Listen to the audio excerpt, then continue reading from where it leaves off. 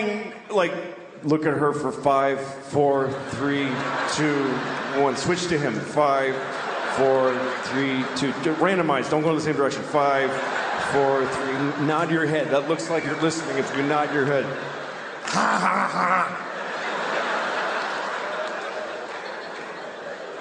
And at one point I realized I need to get out of here because the air is hitting my arm weirdly and they can tell. They totally know that I'm not handling the way air is touching my arm right now. Why am I doing that with my hand? That's weird to do that with your hand. Nobody stands like this. Nobody stands like this. Just fucking... No, that's also... That's weird too. That's crazy. Just... Shit. I gotta go.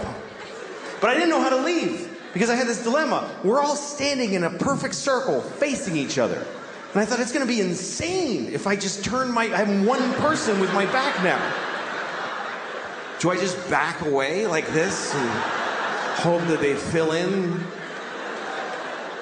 And then I thought, no, say something. Say something out loud to them that smooths the transition of you leaving. Okay, what do I say? Pick a thing to say. Goodbye. That's a nightmare. That's just goodbye. That's not even, that's just noises. Finally I walked away and I said, I'm leaving! And I know it was that bad because they all went, oh, shit, okay, all right. Whoa. Like, I'll never see those people again as long as I live. And then I had to get in a car. I forgot that I had rented a car, and I have to drive back to the hotel. And I'm driving on this highway in Missouri. And at one point I realized, I think it's been about 25 minutes since I looked out the front window of this car. I've just been dealing with shit directly in...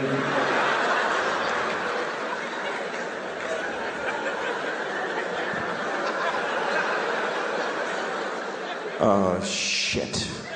There's a whole spectrum of responsibility out here. I'm supposed to take part in this.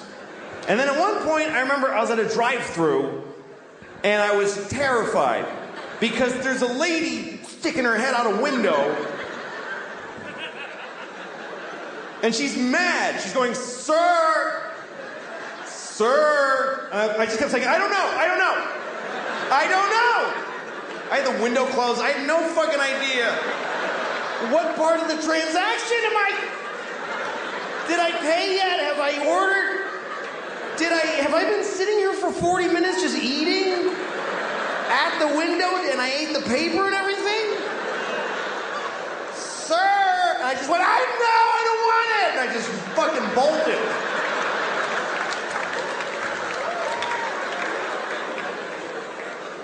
So I can't do that anymore.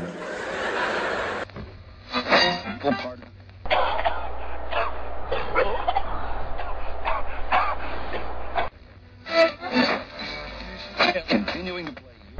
Do you agree that you've been sexually active?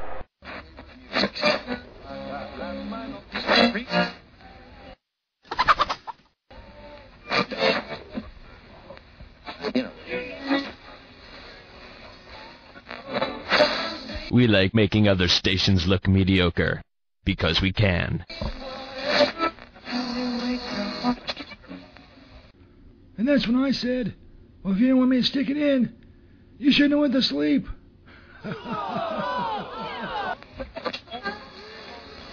Stop jumping around the internet like an old radio dial. You found where you need to be. The Stoner Jesus Show on stonerjesus.net.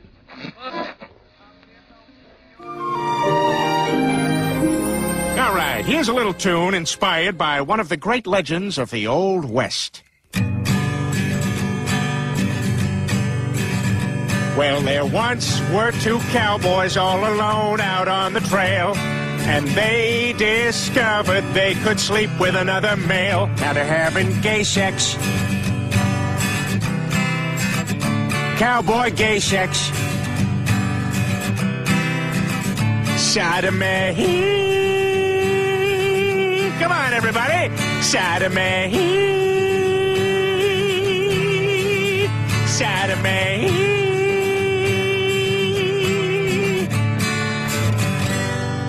inside of me.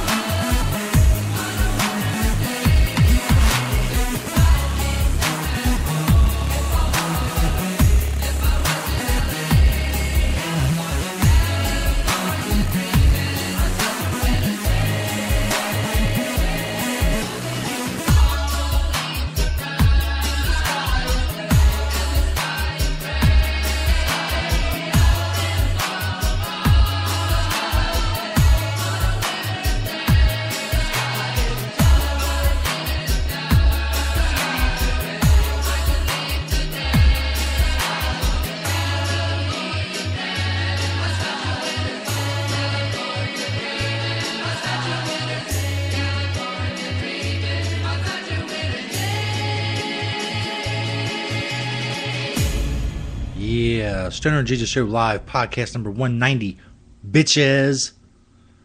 That was California Dreamin', a dubstep remix from a group called Minnesota, if you want to look it up on YouTube. And why shouldn't you? Nothing really going on Twitter is Stoner Jesus 420. In the Spreaker.com chat room, Nathan, what does it say? Nathan Kale? Is that an I-L? K-A-I-L? I can't even see that shit. I'm getting fucking old, man. Bullshit. Old bullshit. Anyway, you can follow him on Twitter. Or not on Twitter, on Spreaker. He's having trouble getting to broadcast his show on Spreaker. Spreaker's hit and miss, man.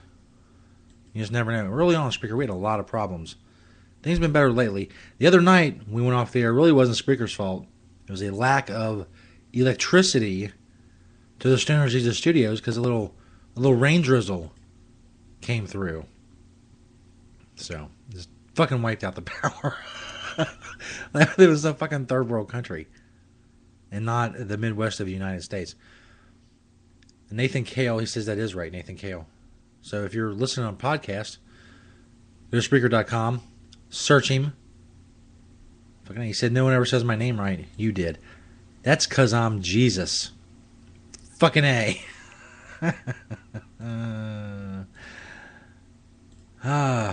Anyway, this is podcast number 190. For our new listeners, what we like to do sometimes is play some retro Stoner Jesus. We also post retro episodes on Spreaker. But this is a retro clip from podcast number 129. It was a This Date in Stoner History from podcast number 129. It's Retro Stoner Jesus Show. Check it out. Ho. That's right, just freestyle on your ass. This date in Stoner history. Time to time on the Stoner Jesus Show, we go back to this date in Stoner history to tell you a little story about the first stoner to do something or something memorable that a stoner did. Tonight, we take you back to 1962. St. Peter's still not here. I don't know if I have any music for this. Fuck it. Do it without music. Just me, myself, and I. My dulcet tones to bring you the story of this date in stoner history. If you will, take yourself back, if you're able, or just imagine it, to 1962. Fort Lauderdale, Florida. Imagine two pasty white girls.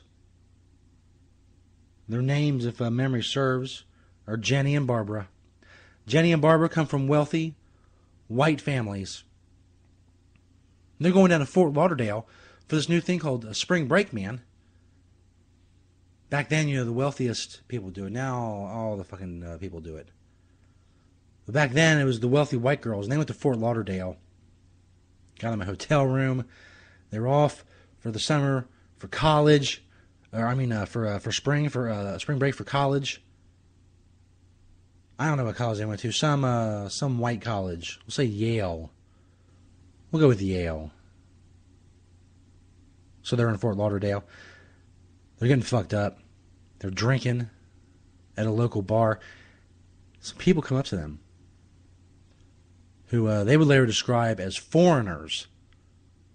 But in fact, they were not foreigners. They were just people, Americans in Miami who spoke Spanish. But anyway, they told the girls in an accented English that they had some reefer for sale. That's right. The evil weed. They had the evil weed for sale. And the white Yale girls were like, oh, OMG. They probably didn't say OMG. Whatever the equivalent was to OMG in 1962. That's reefer. Of course, the Americans, they come from Cuba. They're now Americans.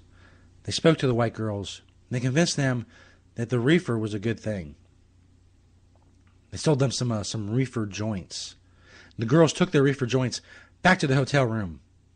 The very nice, posh hotel room, and they smoked the reefer joints. What do you think happened then? That's right. They got fucking baked. They got baked hardcore. They kept saying things like, what? And then the other one would be like, what? And they said keen an inordinate amount of times. Everything was keen. The reefer was keen. The hotel room was keen. Fort Lauderdale was keen. The foreigners were keen. These broads were fucked up. They smoked all the reefer. 3 joints. And they realized they could not leave their hotel room. So they sat in their hotel room and they told stories about other bitches at Yale that they didn't like. And they laughed, and they laughed, and they laughed. Jenny and Barbara became the first wealthy teen white girls to get baked on spring break. Now a tradition known the world over. That has been this date in stoner history. This fucking A. There's a little retro stoner Jesus for our new listeners and our old listeners as well. From way back in podcast number 129 for stonerjesus.net was this date in stoner history, the spring break edition. Chat room is picking up a little bit. Still less than 10% of the people who listened or are listening